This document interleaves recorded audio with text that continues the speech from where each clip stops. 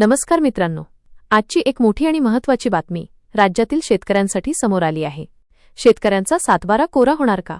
कर्जमाफीबाबत सरकारकडून मोठा निर्णय होणार असल्याचे संकेत मिळाले आहेत। राज्याचे कृषी मंत्री यांनी विधान परिषदेत बोलताना शेतकरी कर्जमाफीबाबत महत्त्वाची माहिती दिली आहे। कर्जमाफी संदर्भात प्रवीण परदेशी यांच्या अध्यक्षतेखाली समिती स्थापन करण्यात आली आहे। या समितीचा अहवाल एप्रिल महिन्याच्या पहिल्या आठवड्यात येण्याची शक्यता आहे।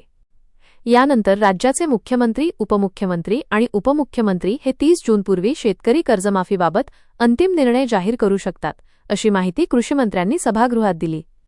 दरम्यान राज्य सरकार शेती अधिक सक्षम आणि आधुनिक करण्यासाठी प्रयत्न करत असल्याचेही त्यांनी सांगितले।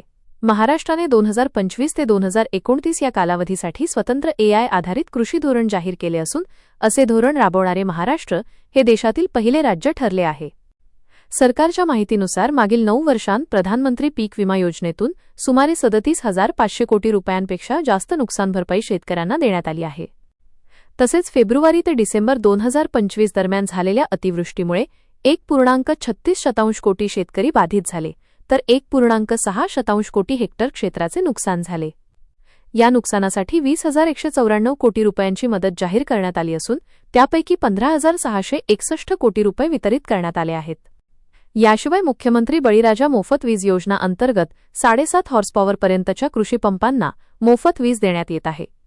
शेतीमध्ये आधुनिक तंत्रज्ञानाचा वापर वाढवण्यासाठी राज्य सरकार AI, ड्रोन आणि रोबोटिक्सचा वापर देखील प्रोत्साहन देत आहे। तसेच कृषी विभागाने विकसित केलेल्या महाविस्तार मोबाईल ॲपला 30 लाखांहून अधिक शेतकऱ्यांचा प्रतिसाद मिळाला आहे।